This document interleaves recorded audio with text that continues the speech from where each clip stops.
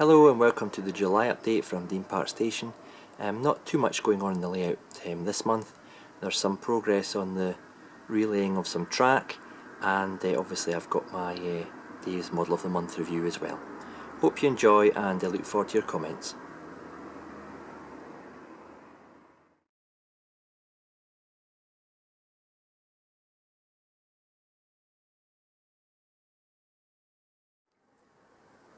Okay, that's me finished relaying the track.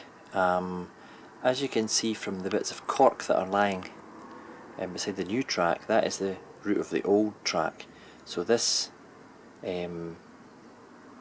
cork line here is now there, and this bit branching off there is now that bit, and this line coming to here has now been rerouted around the back. There's several reasons for this, but the main reason was that I needed access to the fiddle yard, which is in here, which will sweep round through the plywood sides there. So if I take you further up, you will to appreciate maybe more of the differences. If I was to superimpose the old one onto this, the old layout onto this, you would see a big difference. There's less of a sweep, a curve on this part of the track. It's been straightened out a bit, moved across this way. It allows more room here for the TMD to be longer, whereas previously the TMD was looking at finishing around there because the tracks, kind of converged. Now I could probably get the TMD to just about that turnout there, so I'll get maybe another foot. It just allows for easier access to the TMD with multiple lines from the upper section and on the incline, which will be where the foam risers are piled up just now. So I'll take you on to the next bit, and you might see more differences there.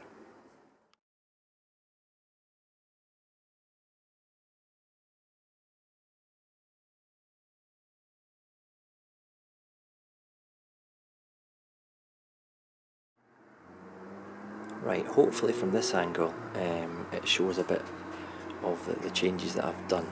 I think in the previous video I'd started to relay the two tracks on the inner here. They're much straighter than they used to be. They don't sweep out as much, and then that allows them to go around the corner and join the new sweeping curve. This has the result that I can move these two lines across. And as you can see with this turnout, I've added this in, so no longer do the two lines branch out here, which was a curved point. Now it comes around in a single and it branches out here. Reasons for that is there's quite a lot of supports and timber under the layout here, and it was causing me issues with trying to get a point motor fitted. So I have moved it to this turnout here, and it will just branch in and go to the dead end platforms on the station. This turnout here, sorry for all this pointing guys, this turnout here is straighter than it used to be. It used to be more at an angle, and you can see the hole there for the old point motor, and it used to sweep across here, whereas now it kind of comes more straighter, if you like, and then sweeps out to the line, and this curved bit of track there will be on the incline. Just after the turnout it will start to incline as it goes around the corner and take it up to the upper level. Now I've noticed some of my older locos, namely the Ringfield Class 91 from Hornby, it struggles up the incline at the other end of the layout. So I'm going to use magnets under the track and fit magnets to the bottom of that loco to take it up the incline. It's a DCC Concepts power base, I think they call it.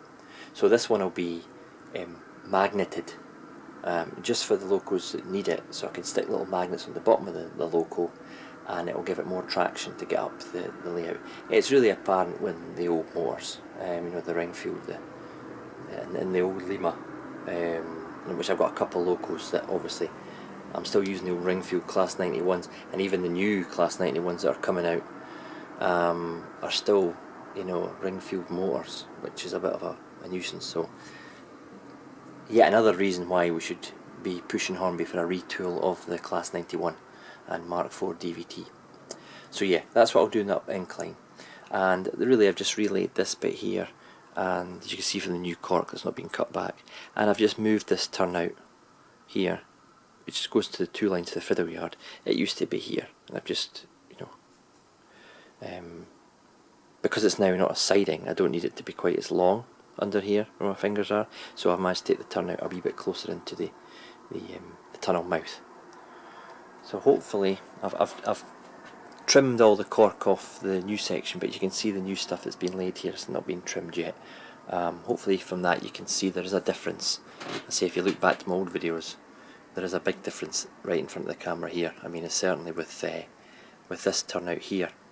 You know, that used to be way here, and it sweeps round. And this thing here, this is a medium. I don't know. Wait a minute. I think it's a large radius, wide turnout. So it will go in a kind of curve. You know, it's roughly where that wooden block is. Actually, that's where the hole will be for the entrance to the fiddle yard at that end, negating the need for reverse loops at the fiddle yard. So hopefully I've got a section that now does the job. It reduces the amount of space I have here. It increases a wee bit of space there. I might have a disused signal box or something, like overgrown, you know, weeds in between the tracks and stuff. And it also gives me more room here for the raised section, you know, to come across. So that's quite wide now. And it will come across, obviously bridge over here, and then sweep round there and join the upper level fiddle yard area, and the incline will join that as well. That's this winter's task, you know, to complete the track laying on the upper sections, and get it running in a completed circuit, and then, you know, start to maybe just put some scenic details along the other end there, and obviously with the back scenes getting done in the autumn as well. So I've lifted this bit of raised section just now, just so I could relay the tracks into the curve, and I'll have to maybe recut the tunnel mouth out with a ply. And I said in the previous video, this is just lying here just now, this track, that'll sweep round. And these, from where they basically painted edges, that'll be kind of covered. And you can see the kind of fiddle yard boards there. Hope you like what I've done. Any comments as always are welcome. It's been re-signalled, a lot of point work, requires a lot of point work motors to be shifted and rewired, and that's caused a bit of hassle because I said there's quite a lot of supports under here for the baseboard. So they've all been rewired in, so it might not look like a lot of work, but there's been a lot of work in point motors and rewiring the signals, putting the Heathcote sensors back under the tracks and stuff. So it's all operational again. I think I've got one more. Oh no, there, I've fitted it there. There's the signal there. So all the signals are in place. It's just a case of getting everything put back together, upper sections and stuff.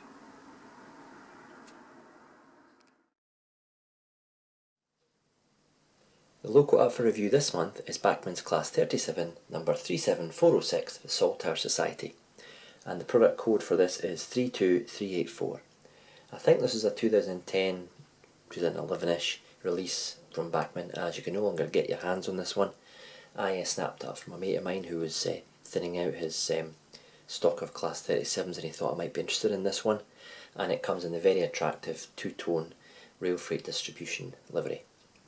This particular one has all the usual Bachmann details, thin etched roof, fan cover, detailing parts to be fitted, nose aerials for the radios, windscreen wipers, and this one's got sprung doors as well, although I don't really see the point in sprung doors because you didn't tend to use them or get much use out of them. The Class 37 itself was known as an English electric Type 3 locomotive, and I think 309 of them were produced, around about 1960, 1965-ish. And they're really a kind of mixed freight, a loco, anything from intercity, to goods services. And they kind of got the nickname tractors due to their kind of tractory type sound of their engine as they accelerate. This is one of the favourite locos of mine, this class. It's very, very widespread throughout the country, and a lot were seen in Scotland, hence my kind of affiliation with them, along with the 47s. Very common in this part of the world, and they have had a long and distinguished career, and some are still in service with direct rail services. So they have been on the go now for a fair few years, and really next to the class 47, they're probably the most recognisable class from the British Rail Modernisation Plan batch of locos. So yeah, I'm really impressed and pleased that I managed to snap this one up. It's a 21 pin, it's been fitted with a standard 21 pin Bachmann decoder, and I look forward to running it with my rail freight box fans, etc. In the autumn when I get back up the loft, when it cools down a little bit. Yeah, any questions that you've got on this model, if you've actually got this model and you give your opinions on it as well, I always like to hear from people who've got the same models that I'm reviewing.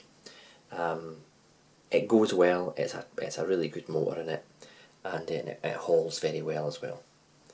So there you have it, the Bachmann Class 37, number 37406, the Salter Society.